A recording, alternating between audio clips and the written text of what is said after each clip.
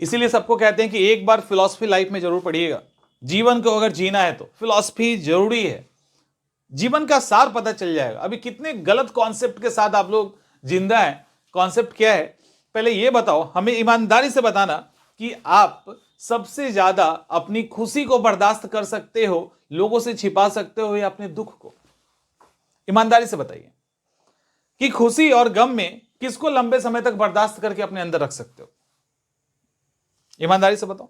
नहीं, हट, नहीं है ना, एकदम एक एक गलत है, सबका जवाब गलत है, सबका जवाब, एक एक का जवाब गलत है। खुशी गम को तो आप 10-10 दिन छिपा लेंगे, और आपने छिपाया भी होगा।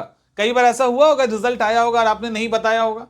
लेकिन इसमें से कभी किसी के साथ ऐसा हुआ कि छोटी सी भी जानकारी मिली ऐसी जो किसी को खुश कर सकता है, खास करके आपको, तो आपने सबसे पहले कॉल ही मिला दिया होगा, लो सुनो, आपसे बर्दाश्त ही नहीं होगा। और अगर खुशी को बर्दाश्त करने के लिए लग गए ना, यानी अगर रात में 2 बजे आपको बहुत बड़ी खुशखबरी मिली और आपने उसको एक्सप्रेस नहीं किया किसी के आगे, तो सुबह में हार्ट अटैक करके मरे हुए मिलोगे, जिंदा नहीं मिलोगे, जिंदा नहीं मिलोगे। लेकिन गम का पहाड़ टूट गया ना, तो उसको 10 दिन झेल जाओगे। लेकिन अगर खुशी का पहाड़ टूट गया और वो एक्सप्रेस नहीं किया, तो बचोगे ही नहीं। उस खुशी को मनाने के लिए आपको एक्सप्रेस करना ही पड़ेगा।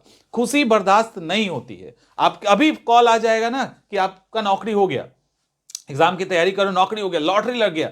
जैसे आपको पता चलेगा लॉटरी लग गया, नौकरी हो गई, पहले तो कूदने लगोगे और तुरंत कॉल करोगे।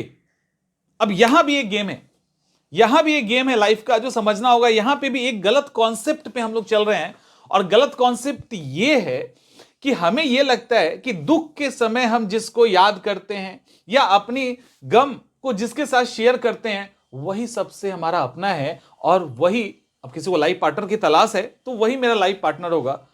ये बिल्कुल गलत कॉन्सेप्ट है। इसीलिए कहते हैं फिलॉसफी पढ़ा करो बच्चे, फिलॉसफी पढ़ा करो, जीवन का सार उसके अंदर दिखेगा। ये सबसे गलत कॉन्सेप्ट है। यदि आप जीवन साथी का चुनाव करना चाहते हैं, आप अपने सच्चे दोस्त का चुनाव करना चाहते हैं, तो कभी भी गम के बेसिस पे, दुख के बेसिस पे उसको मत तलाशिएगा, क्योंकि वहां गलती होने की संभावना है। आपको लगेगा, क्योंकि होता क्या है कि कई बार ऐसी प्रॉब्लम आपके सामने आती है, तो आप ऐसे लोगों को खोजते हो जो उस प्रॉब्लम को शॉर्ट आउट करते हैं। ठीक है, शॉर्ट आउट कर दे।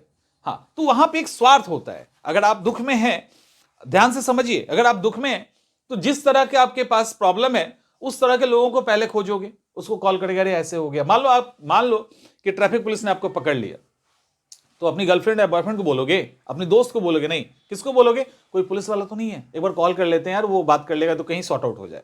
ये होता है ना।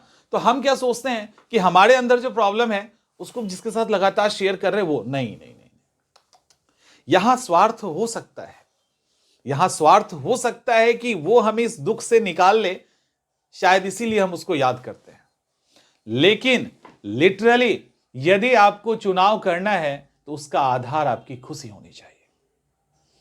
जैसे ही आप खुश होते हैं और पहला कॉल जिसको करते हो वही आपका दोस्त है, अगर दोस्त ढूंढ रहे हो तो।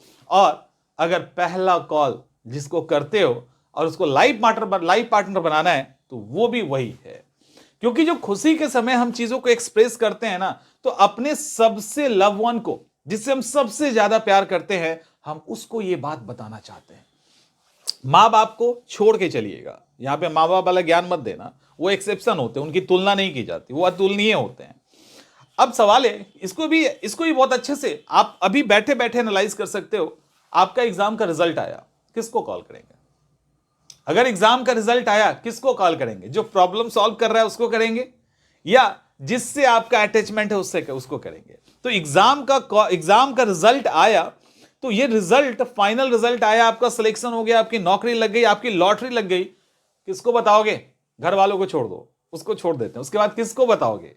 जिसको बताओगे ना, उसको जिस भी कैटेगरी के अंदर डालोगे वो नंबर 1 पे होगा, क्योंकि आप उसको बताना चाहते हैं।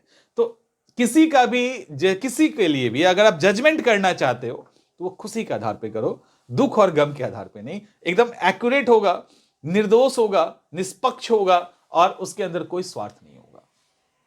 तो कुछ चीजों को बदलिए, कुछ पैमानों को बदलिए, और बदलोगे तो चीजें ठीक हो जाएंगी।